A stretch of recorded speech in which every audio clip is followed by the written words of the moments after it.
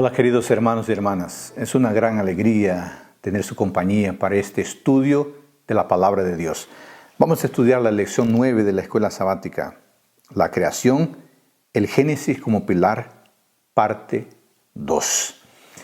Los invito a que hagamos una oración pidiendo la orientación de Dios para este estudio de su Palabra.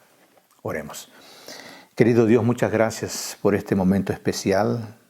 Vamos a estudiar tu palabra, este tema tan importante. Ayúdenos a comprenderlo y permite que lo que vamos a aprender podamos también vivir en nuestra vida. Oramos, agradecemos en el nombre de Jesús. Amén. Muy bien, queridos amigos, hermanos y hermanas, antes de iniciar nuestro estudio, quiero recordarles que es muy importante que todos tengan su Biblia y su lección y que las estudien diariamente. Eso les dará mucho conocimiento bíblico, conocimiento teológico y permitirá que puedan enseñar la Biblia a otras personas. En el estudio de hoy quiero tratar el tema de la cosmología bíblica. De esta forma, vamos a profundizar nuestra comprensión de la narrativa del Génesis y entender mejor por qué este tema es fundamental para la comprensión de la Biblia. Yo basaré este estudio en un artículo escrito por los doctores Gerhard Hassel y Michael Hassel. Vamos al primer tema. ¿Cuál es la cosmología presentada en Génesis 1? Bueno, la palabra cosmología tiene su raíz en el idioma griego antiguo, derivada de los términos cosmos, universo, y logos, razón o organización racional. La cosmología es el estudio del universo, de su origen y de su organización. La tarea del cosmólogo es determinar cuál es el origen del universo de manera científica y racional. Por lo tanto, podemos decir, a grosso modo, que la cosmología es el estudio del origen del universo, de cómo se formó, de cómo se organiza y de los elementos que lo componen. La narrativa de la creación en Génesis presenta no solamente el registro verídico de los orígenes, sino que también, al describirlo, trae innumerables salvaguardas contra la mitología. El relato utiliza determinados términos y motivos, empleándolos con significado y énfasis expresivos con relación a la cosmovisión bíblica, la comprensión de la realidad y la cosmología de la revelación divina. Los capítulos iniciales de la Biblia, me refiero a Génesis 1 al 11, contienen el relato de cómo todo comenzó, con foco en los comienzos naturales e históricos y en la historia subsecuente del mundo y de la humanidad. Aunque eso sea importante en sí mismo, pasa a tener un mayor significado cuando se reconoce que el relato de la creación en Génesis es sin rival. En ningún lugar, en el cercano Oriente o en Egipto, hay algo similar registrado. Las palabras específicas para creador, creación y criatura, relacionadas a Dios, mundo y humanidad en Génesis 1 y 2, definen todo el tono del maravilloso y singular mensaje salvífico presentado en la Biblia. Vamos al tópico número 2. ¿Cuál es la característica especial del relato cosmológico de Génesis? El relato de la creación en los primeros capítulos de Génesis trae la primera concepción del mundo y de la humanidad como totalidades desde su inicio. Nadie experimenta y conoce a la humanidad en su totalidad. En la creación bíblica, sin embargo, estas realidades son expresadas en su totalidad como originarias del Creador.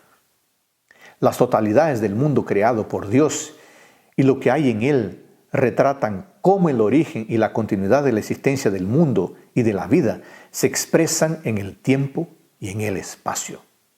Hoy, muchos creen que no es necesario introducirse en el diálogo sobre la discusión bíblica de la creación y de la búsqueda científica para entender el mundo y la humanidad. Pero, amigos, este diálogo e interacción no son solamente deseables, sino también son esenciales. Las ciencias pueden lidiar solo con las esferas parciales del conocimiento, pero no con las totalidades. Esta totalidad se revela ya en el primer versículo de la Biblia. En el principio creó Dios los cielos y la tierra. Génesis 1:1. Esa simple frase de 4 afirmaciones básicas, completamente nuevas y profundas, en la búsqueda del hombre por una comprensión del origen del mundo y de sí mismo, este simple versículo es tremendo. Analicemos un poco. La primera afirmación declara que Dios hizo el cielo y la tierra en el principio. Hubo entonces un tiempo en que este globo y los cielos atmosféricos no existían. En las mitologías del antiguo cercano oriente, la tierra no tuvo un comienzo. Y en el pensamiento filosófico griego, el mundo existió desde la eternidad. Sin embargo, por el uso de la expresión en el principio, la cosmología de Génesis establece un inicio absoluto para la creación. La expresión en el principio desasocia de una vez por todas la concepción del mundo de todo ritmo cíclico de la mitología pagana y de la especulación metafísica antigua. Este mundo, su vida e historia, no dependen del ritmo cíclico de la naturaleza, pues fue traído a la existencia como un acto de la creación por un Dios trascendente. En esto, el relato del Génesis se diferencia de cualquier otro relato cosmológico. La segunda afirmación es la de que Dios es el creador. Creó Dios. Él está como Dios creador. Él está completamente separado y es independiente de la naturaleza. En verdad, Dios continúa actuando en la naturaleza, pero Él y la naturaleza están separados y no pueden jamás ser igualados de alguna forma de emanatismo o de panteísmo. Esto está en contraste con los conceptos egipcios en los cuales Atón, el Dios creador, es él mismo es el monte principal del cual surgió toda la vida en la cosmología de Heliópolis, o donde en otra tradición Ptah está asociado a la tierra que se eleva en la teología de Memphis. En las cosmologías egipcias, todo está contenido dentro de la mónada inerte, incluso el Dios creador. En Egipto no hay separación entre Dios y la naturaleza. En la cosmología del Génesis, Dios es independiente de su creación. La tercera afirmación declara que Dios actuó en el fiat de la creación. El verbo específico para crear, bará, tiene solamente a Dios como su sujeto en toda la Biblia. Esto es, en la lengua hebrea nadie puede bará, a no ser Dios. Solamente Dios es el creador y nadie más puede compartir esta actividad especial. El verbo bará nunca es utilizado como con la materia o con cosas a partir de las cuales Dios crea. Este contiene, juntamente con el énfasis de la frase en el principio, la idea de la creación a partir de la nada. Creatio ex nihilo. Como la tierra está descrita en su estado bruto de desolación y completamente vacía, en el versículo 2, la palabra creó en el primer versículo de Génesis significa llamar a la existencia a la materia original en la fundación del mundo. La cuarta afirmación tiene que ver con el objeto de la creación, la materia que es traída a la existencia por creación divina, o sea, los cielos y la tierra. Estas palabras, los cielos y la tierra, en hebreo son los sinónimos para el término cosmos que nosotros usamos. Un estudio más profundo de las 41 formas de uso de la frase los cielos y la tierra revela que estas no significan que Dios creó todo el universo con los millares de galaxias en el momento en que Él creó el mundo. El foco permanece en el planeta Tierra y en sus alrededores más o menos cercanos. Las ideas elevadas expresadas en ese primer versículo de la Biblia definen el rumbo de la cosmología de Génesis y el modo como interpretaremos el restante de la Biblia. Vamos al tercer tópico de nuestro estudio de esta semana, las interpretaciones actuales de la cosmología bíblica. En el círculo de importantes teólogos es ampliamente aceptada la creencia de que la cosmología bíblica es un mito que describe un universo de 3 pisos con un cielo encima, una tierra plana en el medio y el mundo de los muertos abajo. Si esta interpretación fuera asociada con la suposición de que la Biblia apoya la idea de un universo geocéntrico o centrado en la Tierra, entonces ella parece estar irremediablemente sobrepasada. Por eso, muchos estudiosos modernos y recientes están convencidos de que la cosmología bíblica es histórica y culturalmente condicionada, lo que refleja una cosmología primitiva y desactualizada del mundo antiguo. Ellos alegan que la cosmología bíblica debería ser abandonada y sustituida por una que sea actual y científica. Rudolf Bultmann, un estudioso del Nuevo Testamento, escribió hace algunas décadas que en el Nuevo Testamento el mundo es como un edificio de 3 pisos. En el medio está la tierra, encima de ella está el cielo y debajo está el mundo subterráneo compuesto por el infierno, el lugar de tormento. Otros eruditos actuales creen que la cosmología del Antiguo Testamento retrata literalmente esta imagen de un universo de 3 pisos, con depósitos físicos de agua, cámaras de nieve acumuladas por el viento en ventanas, teniendo una cobertura en forma de cúpula, como un cielo sobre una tierra plana, en el centro de la cual se encuentra un ombligo, con aguas debajo de la tierra y ríos que salen del mundo subterráneo. Esta cosmología mitológica ahora está desactualizada, escribió Bultmann. Las personas hoy no pueden creer en esa cosmología mitológica, dicen los expertos, mientras que al mismo tiempo vuelan en aviones, navegan en Internet y usan un smartphone. En el pensamiento actual, eso deja margen para solo 2 alternativas. Primera, aceptar la concepción mitológica del mundo al precio del sacrificio intelectual. O, segunda, abandonar la cosmología bíblica y adoptar, sea cual sea, la última teoría científica. Amigos, esas 2 alternativas son falsas.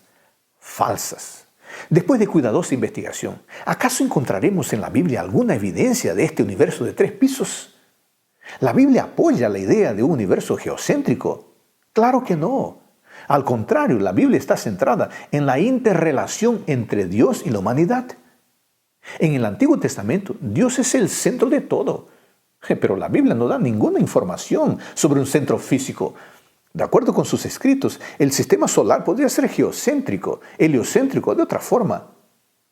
¿De dónde viene la interpretación de que la Biblia presenta una imagen geocéntrica? Bueno, esa idea surgió en los tiempos post-Nuevo Testamento, cuando los principales teólogos adoptaron la cosmología greco-tolemaica del segundo siglo después de Cristo e interpretaron la Biblia con base en este concepto antibíblico. El famoso juicio de Galileo en el siglo XVII podría haber sido evitado si los teólogos de la Iglesia hubiesen reconocido que la interpretación que hacían de determinados textos de la Biblia estaba basada en la cosmología del matemático y geólogo Ptolomeo. Aunque hoy estemos libres de la cosmología tolemaica, muchos estudiosos de la Biblia todavía analizan la cosmología bíblica a través de los lentes de lo que ellos creen ser la cosmología o las cosmologías paganas del antiguo cercano Oriente y de Egipto. En un último análisis, estas ideas están basadas en una interpretación equivocada de ciertos pasajes bíblicos. Es importante reconocer que es relativamente reciente la alegación de que la cosmología bíblica es mitológica. Sin embargo, la Biblia, cuando se la interpreta apropiada y honestamente en sus propios términos, es de hecho aceptable a la mente actual y no representa esta forma de cosmología que es tan ampliamente atribuida y defendida. Vamos al cuarto tópico de nuestro estudio: creación por la palabra hablada.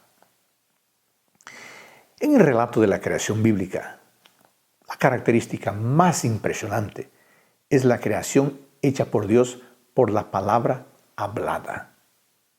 En el primer día dijo Dios: sea la luz, y fue la luz, Génesis 1:3. Eso no tiene paralelo alguno en la mitología mesopotámica o en la egipcia. Por ejemplo, en el Enuma Elish, poema babilónico sobre la creación del mundo.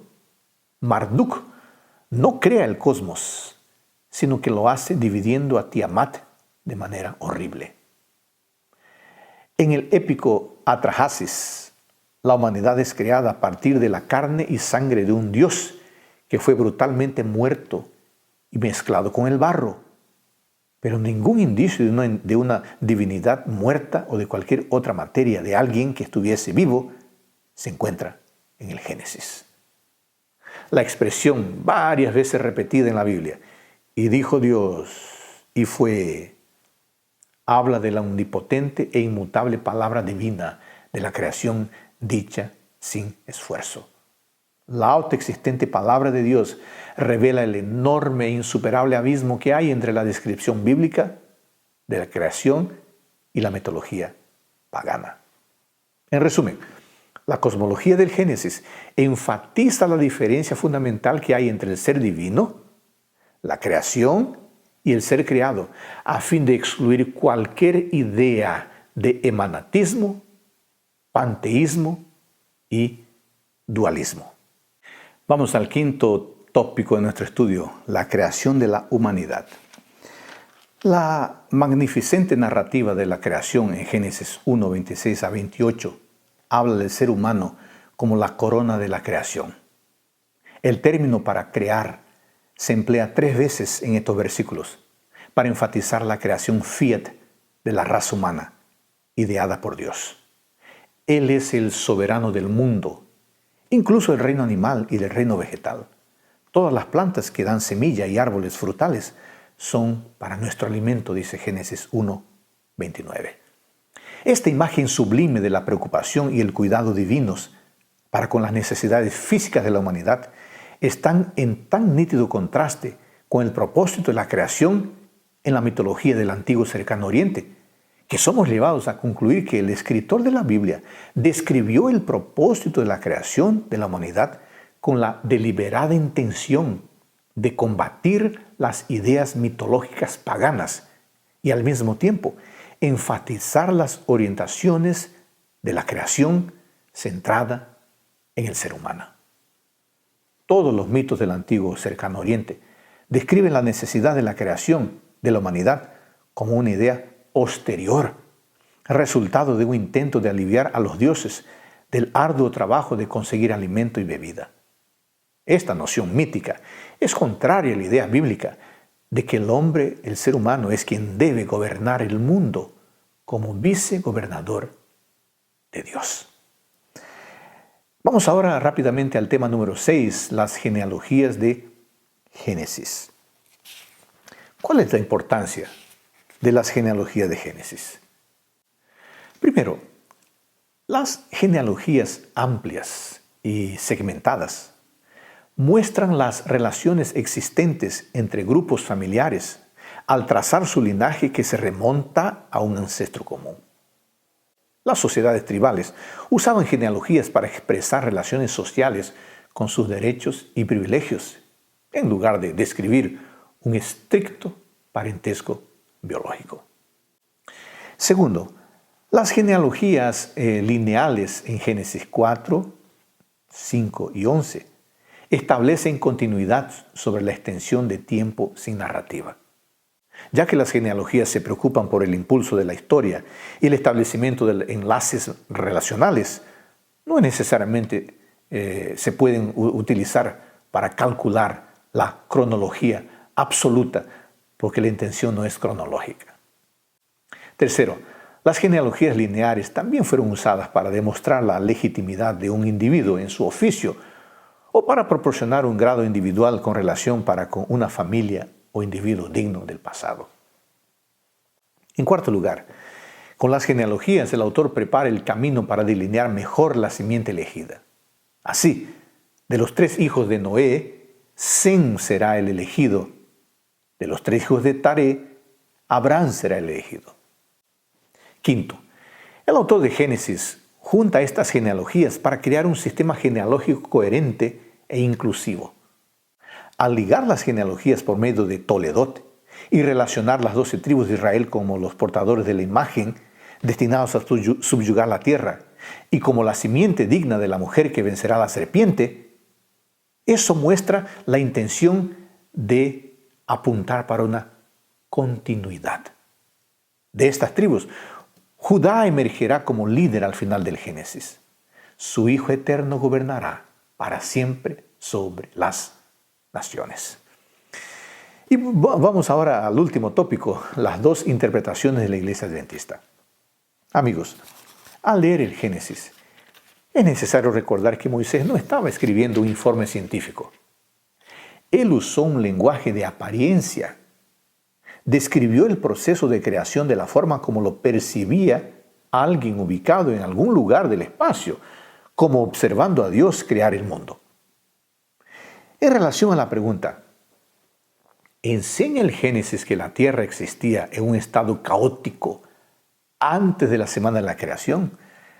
La Enciclopedia Adventista del Séptimo Día dice lo siguiente: los adventistas siempre defendieron la creencia en la creación ex nihilo, que Dios no dependió de la materia preexistente cuando trajo la tierra a la existencia. Los adventistas generalmente admiten como hecho consumado que en el primer día de la creación Dios creó la materia que componía la tierra y a continuación prosiguió con la obra de los 6 días. Sin embargo, desde el inicio han existido algunos adventistas para quienes Dios, mediante su palabra, creó la sustancia de la tierra antes de los eventos ocurridos en los 6 días literales de la creación. El primer capítulo de Génesis admite, por lo tanto, amigos, 2 teorías: la del intervalo pasivo y la creacionista tradicional. Se trata de uno de los más elevados capítulos de la Biblia. En él se presenta el asombroso poder del Dios creador y también la información de que somos sus criaturas. Génesis 1 proporciona la base para todo lo que viene después y como tal merece nuestro estudio meticuloso.